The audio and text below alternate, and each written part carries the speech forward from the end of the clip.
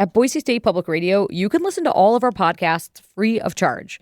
We don't lock any episodes. We don't require subscriptions, nothing like that. But the truth is, although our podcasts are free to listen to, they're not cheap to make. A lot of time and resources go into bringing you the daily news on The Connector, statewide voices on Idaho Matters, and the long-form journalism in podcasts like Scandalized, Extremely American, and Mustang. That's why we're asking, if you can, please consider supporting Boise State Public Radio podcasts today. We have a lot of work planned for 2025. Yes, new podcasts, but none of it would be possible without the generous support of our listeners. Every gift matters, whether it's $5 or $50, whatever feels right to you. Head to our website, boisestatepublicradio.org, and click that blue donate button. If you're giving to support podcasts like the one you just hit play on, leave us a comment with your donation and let us know. Your support will help make sure these podcasts keep coming and remain free and accessible to everyone. Thanks so much for listening. From Boise State Public Radio, this is The Connector. It's Idaho's Daily News. Good morning. I'm George Prentice.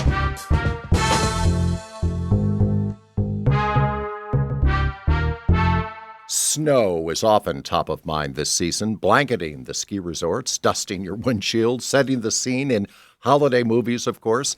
As we navigate the winter weather, residents at Zoo Boise also adjust to the cold temperatures and the snowfall.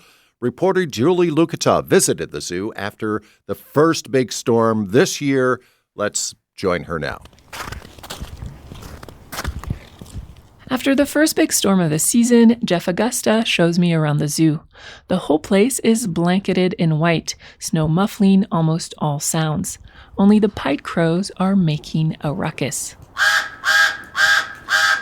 It's kind of a serene place where the snow's out and there's a little bit of water in our lagoon, and it's just kind of really beautiful this time of year.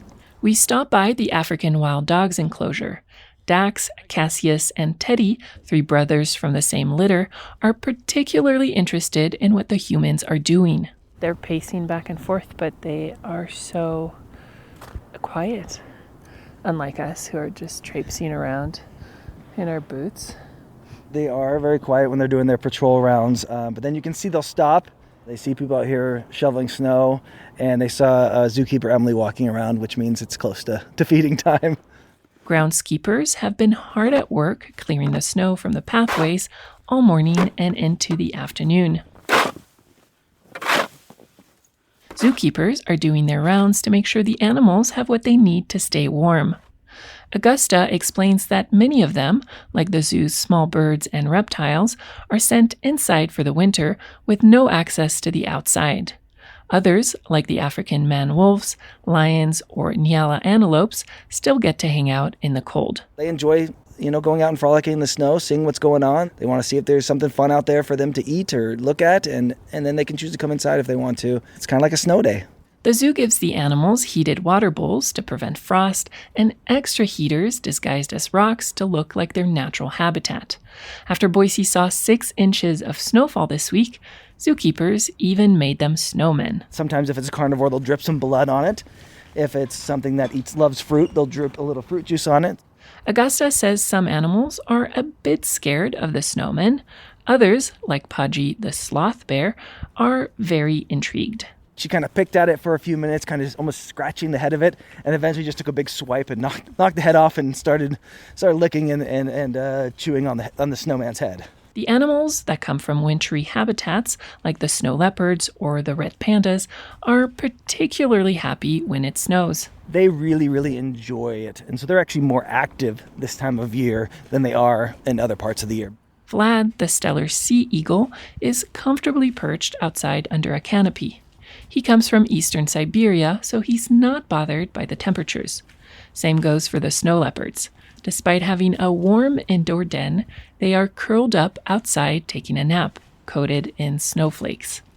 Other animals are not let out at all. Here's our giraffes in their giraffe barn. For them, the temperature itself is not the issue. It's more or less just because of the slickness.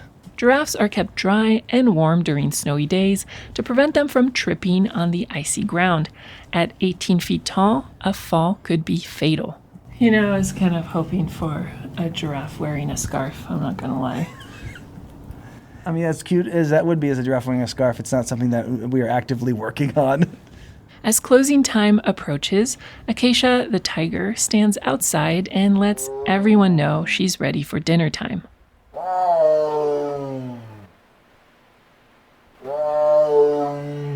Like many creatures at the Boise Zoo, she's also been patrolling her enclosure, stopping regularly to stretch, roll around in the snow, and shake the white dust off from her thick orange coat. Julie Luchetta, Boise State Public Radio News.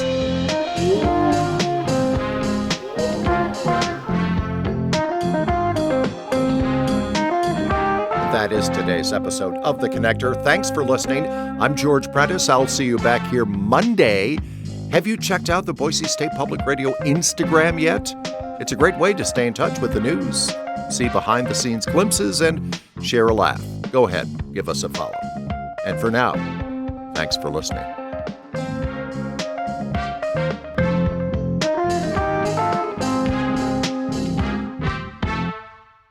We could all use a little help navigating the news these days. The Consider This podcast wants to give you a hand. 6 days a week, we'll help you make sense of the day's biggest news story and what it means for you in less than 15 minutes.